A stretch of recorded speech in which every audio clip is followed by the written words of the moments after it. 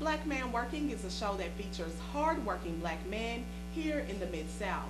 And today I have a special feature on Black Man Working. Today's guest is Mr. Terrence Wilson. How are you today? I'm fine. How are you? I'm doing great, thank you, Terrence. Now, this is going to be a special edition of Black Man Working because normally I only have one guest, sometimes two if they're business partners, but today I'm going to have two special guests that have very special things to talk to us about, especially commemorating the 50th anniversary of the assassination of Dr. Martin Luther King Jr. So, Terrence, if you don't mind, we're just going to jump straight in, right? Okay. All right. Well, tell me about yourself. Sure. Well, I was born in New Orleans, Louisiana. I moved to Memphis 2005 after Hurricane Katrina. I'm a community activist. I work with a number of organizations from feeding the homeless to community cleanups, supporting black-owned businesses, you name it. I teach financial literacy, teach individuals how to invest in the stock market, start businesses, the gamut. A gamut. Okay, now you said that you relocated from Hurricane Katrina. Well, Yes. from New Orleans. Yes. Hurricane Katrina was the reason. Yes, ma'am. Tell me about your relocation experience. Well, it was the first time a family ever evacuated for a hurricane. We left the day before Katrina. The weather station said that it would be a direct hit. We went to Magnolia, Mississippi. That's where my mother's family's from. And eventually we relocated to South Haven, the South Haven area, where I became very immersed in the Memphis community. And I found my calling in Memphis. Now, I was going to ask, were you still in school in 2005 when you relocated? But just judging off your prestige, I'm sure that you were not still in school at that time. No, I was not. Were you welcomed by Memphians? I know, we talk about Southern hospitality. Did you receive some of that Southern hospitality? Yes, I was. Yes, I was. The love was enormous. That's what kept us in this area. Love, no hate? Love, no hate. Love, no hate. All right, well, I can deal with that. Love, don't hate. All right. Well, Terrence, I know you teach financial literacy, which is something that's something all of us need. That is, I need financial literacy. Can you tell me about what exactly you do? Sure. I teach individuals how to establish budgets, how to establish savings plans, and how to invest in the stock market using different apps, showing individuals how it's not as hard as we think it is. I also teach individuals how to repair their own credit. Oh, when is this class? I need to be in it. Do you have any success stories that you can tell us about? Yes. I've helped over 50 individuals receive a free share of stock. I've helped an individual start with a 580 credit score, now has an 800 credit score. Wow. And that was in a 2-month period, went from a 580 to 709, and in about 3 months after that, about 800. Yeah. Now, is this volunteer that you do for the financial literacy? Yes, it is. Yes, it is. All right. What about entrepreneurship? I know that you do some entrepreneurship literacy. Tell me about that. Yes. I'm with an organization called Rhinos Nation, Okay. and the idea is that it's designed to assist with empowering our communities. We have workshops, regular workshops, where we teach all facets of entrepreneurship, and I've been doing that since August of 2015. Okay. So have any businesses been invented or I guess derived from Yes. this class here? Yes. All right. How successful are they? They're able to pursue their passion. So that's Now, I was reading over your bio before you came, of course. I got to do some research. And you feed the homeless also. yes. I've been doing that since October 2010. We go out bi-weekly with an organization. The name of the organization is Concerned Citizens of Memphis. We started with a group called Brothers Keeper, and we're out every other Sunday, rain, sleet, or snow, at the old inspection station downtown, 590 Washington, around from juvenile court. We provide them with a meal that we would have, and we just show love. normally, what do the meal consist of? What do you have? Usually chicken, because that's easy to make. Yeah. So we try to provide them with a full course meal. Mhm. Chicken, let's say mashed potatoes, green beans, cake, their choice of cake, water. We try to make sure that they're hydrated with Yes. water. And a lot of individuals will bring surprises that they would love. So now, well, individuals, are you talking about the homeless people or the volunteers? Volunteers. Okay. Volunteers, because it's strictly voluntary. Okay. Individuals that you meet on social media, on the street, whatever, organizations, consistently come out. Now, I know you probably have some regulars, some of the homeless people that come Yes. out. About how many people would you say that you feed on a Sunday? The average is 150. Wow. During the summer, it's more. During the summer, we have more youth out, more children. So it gets the largest number has been 300. So with homelessness, you said there are more children in the summer. So the children are in school or other programs during the spring and fall months, or what? Yes. And also, well, there are different definitions of what would be considered homelessness. Mhm. So you have individuals who actually stay with family members, whereas they have to leave the house when the family, when they're at work. Well, during the summer with the children, it's easier to be out in the element as opposed to the fall. Yeah. Wow. When you think about homelessness and all of the things that we take for granted, like I've been homeless before, honestly, and now I love my bed. I love having a roof over my head. I love being away from. I mean, being on the streets, that's scary. That's it's just so much. It's just so much. It brings. Now, I wasn't homeless for a very long time. It was only for a couple of months. I decided to go out to California and try to live my dreams, but it didn't work. And I didn't want to come home because I didn't want to seem like a failure. So I just kind of toughed it out. But I was afraid of police. I was afraid of someone coming to my car or around my car while I was trying to sleep. All types of things. So let's not take those small things like lights, air, heat. Let's not take those for granted, because there's someone who definitely needs that. And the next time you turn down that free meal, remember that there's somebody who needs that free meal. Or the next time you complain about the chicken is too crispy, somebody needs some crispy chicken out there. Okay? All right. Let's move on before I start calling on Jesus, because y'all know I love the Lord. And this is a really, really tough subject to discuss. What benefits do you get from being an advocate for sexual abuse in the community? Because that's another thing that I noticed in your bio, that you're an advocate for sexual abuse. Yes. So I'm on the board of directors of an organization named Left Foot Forward. It was started by actually a young lady who I started feeding homeless with. Her name is Jasira Olatunji. She's a survivor of childhood sexual abuse. And a few years ago, I took a training offered by the Memphis Child Advocacy Organization called the Stewards of Children, identifying the signs of sexual abuse in children. When I learned of how pervasive it is in our community, with 1 in 4 females being sexually abused before their 18th birthday, and 1 in 5 males the same before their 18th birthday, I realized that it's an epidemic in our community, and it needs to be addressed, and support needs to be provided for those who are survivors, not victims. Definitely. I am a teacher in my day job, somewhat of a teacher. What are some of the signs of sexual abuse in a child? Sometimes it could be aggressiveness. Those children who disrupt classrooms, many times they're crying out for attention. Wow.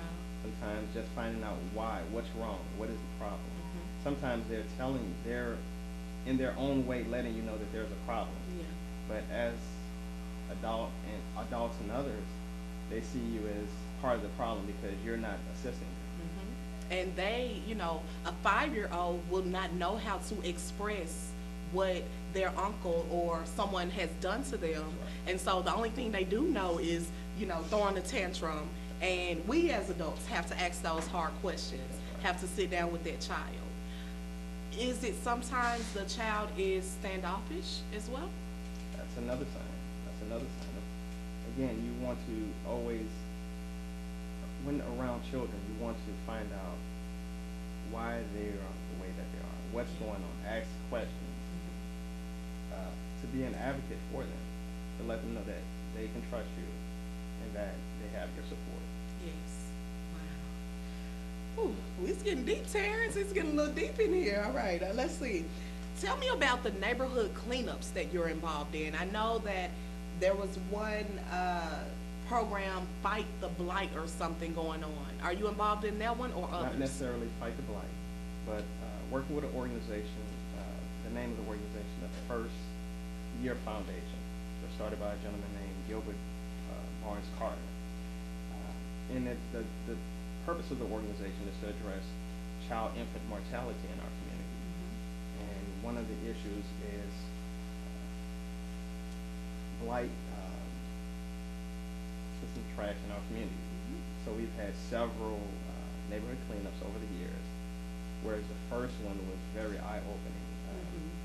100 people were expected to show up, but it was only me and him. Wow. And he was ready to shut down. I said, hey, we're here, we have this equipment, we're on vans. I said, I'll take one side of the railroad tracks, you take another. Wow. And not that I love cleaning up, but I love my community. And I said, if I can't expect others to do what I want. Vans, what's that cross street that railroad's at? I can't think of it right now, but by down the street from the mosque and that Yes, area. yes, right in that area. It's close to Thomas.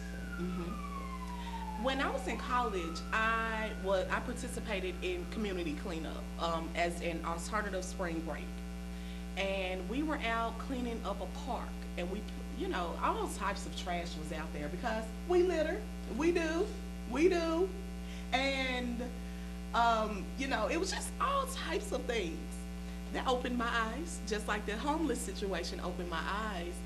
Now, my car will be full of trash before I throw it out the window, before I just drop it on the ground. And I see how easy it is for us to do it. We are used to doing it. We look at our Memphis streets and we see it everywhere, so why not?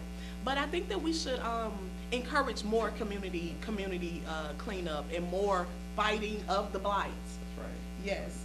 Now, we don't have much time, but I want to talk about the 50th anniversary of the commemoration of the death of Martin Luther King Jr. I was out there yesterday. We had millions, it seemed like millions of people out there. Tell me your thoughts. Really, I want to know, where do we go from here? And going back a little bit, do you think we've made any progress first? So we've made quantitative progress, meaning we have more college graduates, more professionals, more millionaires. But as it relates to a quality of life for the masses, we have not. Poverty is big in Memphis, with the largest victims of this poverty being children. Dr. King's message, his fight, was only embraced ceremonially. The masses have not benefited from integration or what can be interpreted as his dream. Okay. Now, this has been great, Terrence. This has been great, such a great interview. I thank you so much for coming. Do you have any final words, thoughts, or shout outs that you want to give? Just want to say, listen to Dr. King's last speech. Dr. King's last speech really reveals the responsibility that we have. Dr. King, he mentioned that we need to embrace unity amongst us as a community. We need to support Black institutions. We need to support Black businesses. And we need to make sure that the message that we're fighting for stays on the forefront. If anything, I'll say, don't forget the dream. That's it. Don't forget the dream. All right, we got to take a break. And when we come back, I'll have another guest Dr. Jeffrey Petrell will be coming up, and he'll be telling you a little bit more about Young Man University and Young Woman University. We'll be back on Black Man Working.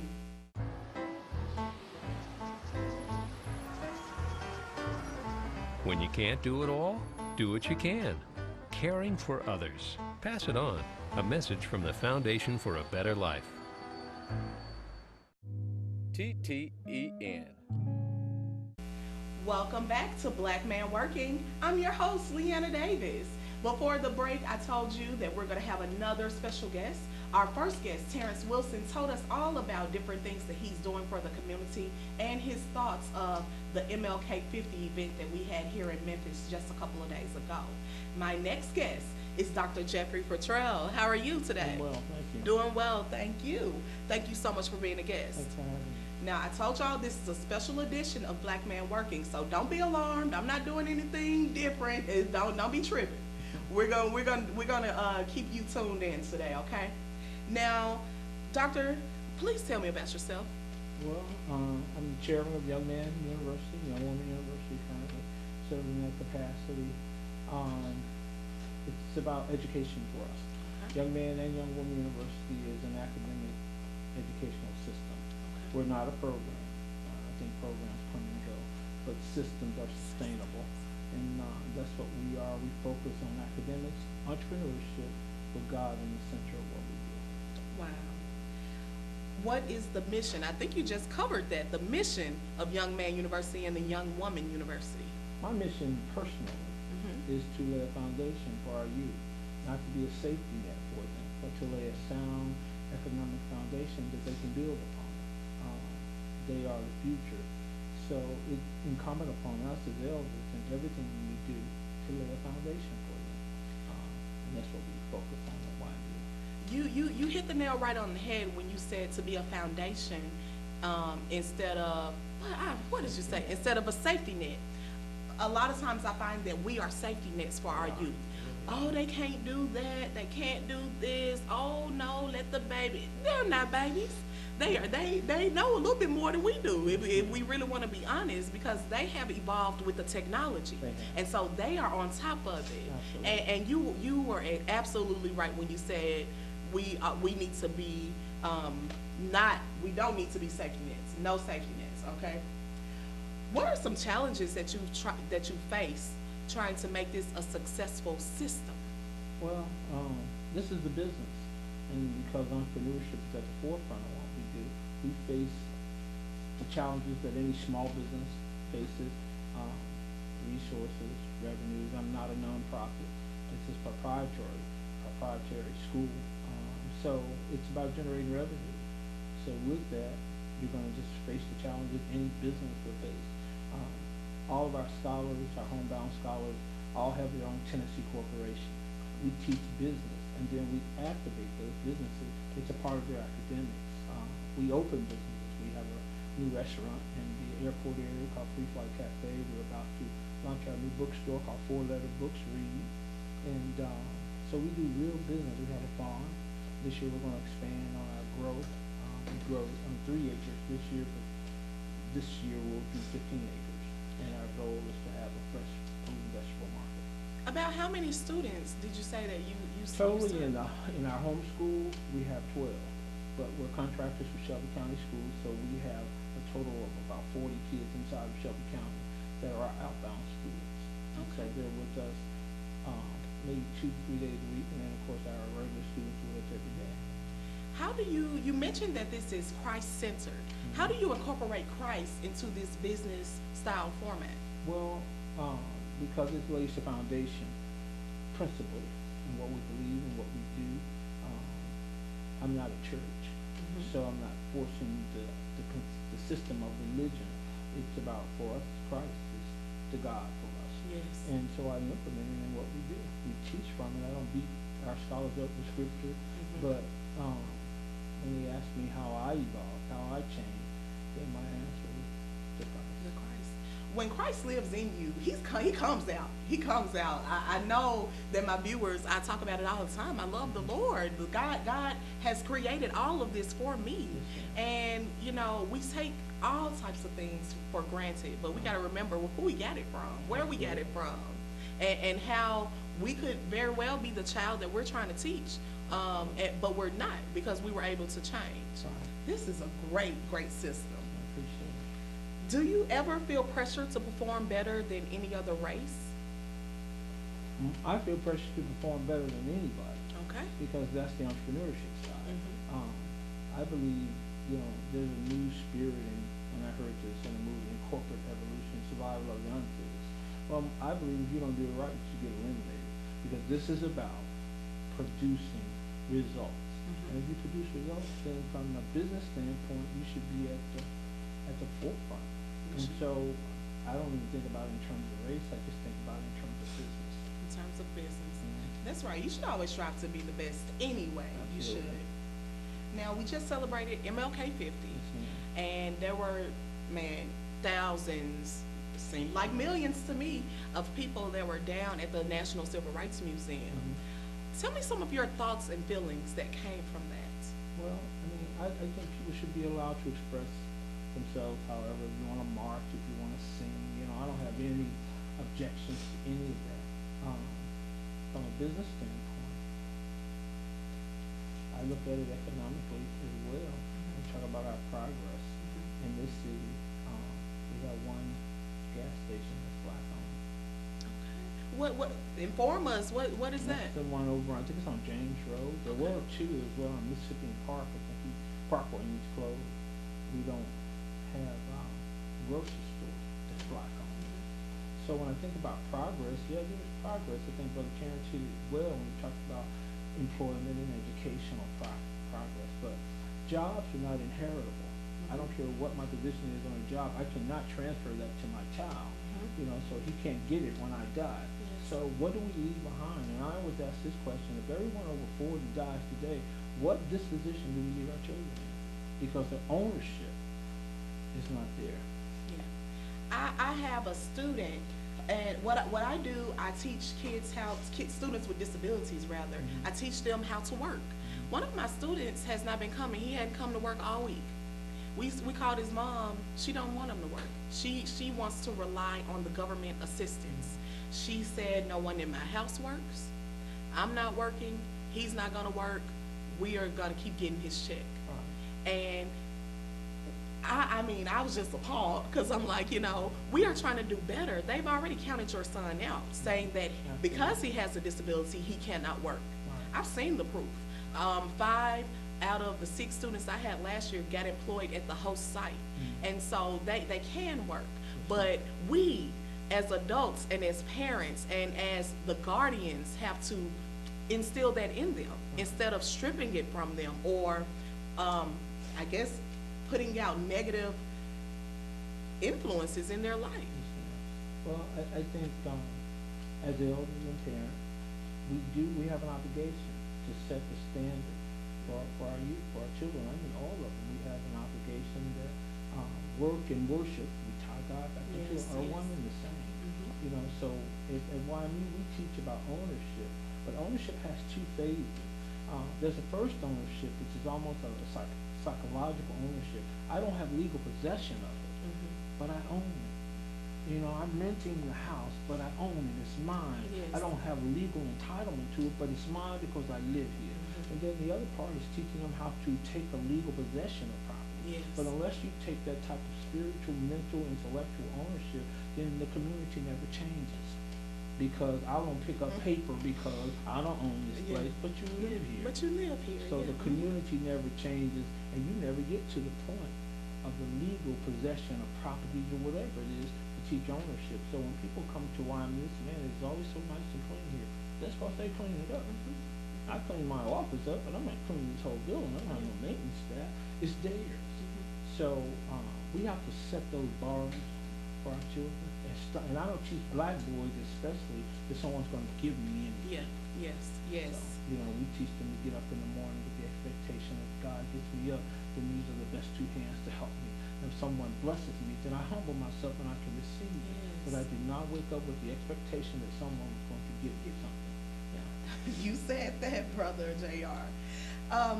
Young Woman University and YMU Academy. Tell me Mhm. about a little bit about that.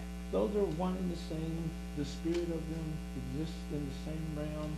Young Woman University is designed to uplift the queenship in our daughters. Yes, Lord. And the Bible says that the queen of the south shall rise up at the judgment. That is referring to Bathsheba, which refers to darkness, Mm. and that refers to black women. Black queens, yes. So to uplift them is what Young Woman University is all about. They set the bar. You set the bar for how things are really going to be in relationship in Yes. society. Yes. So we're uplifting our daughters, and that's how I refer to them in the school, queen Mhm. daughter. Mhm. And it changes the dynamics of the environment. Wow, that's a great, great system. I'm gonna stop calling it a program. I It's a appreciate system. it. Yes, ma'am. Where do we go from here?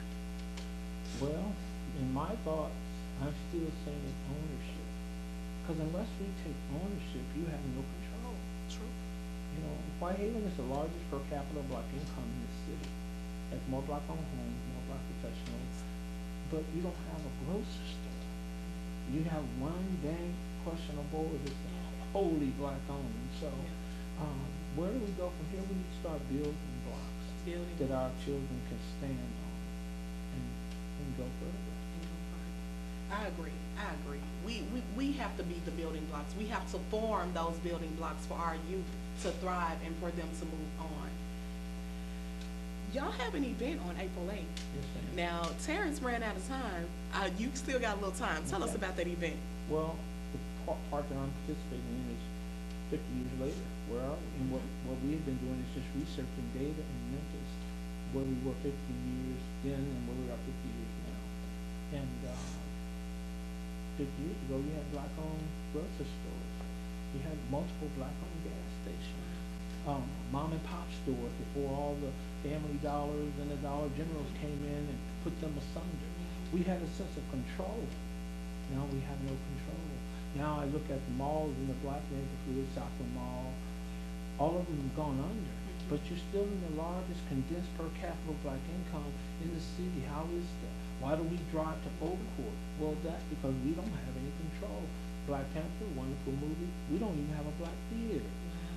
But you're planting multiple churches, but you haven't planted a multiple grocery Grocery stores. store. And I'm not knocking churches. I don't think there are too many churches. If everybody gets up and go to church on Sunday, we don't have enough room in the city.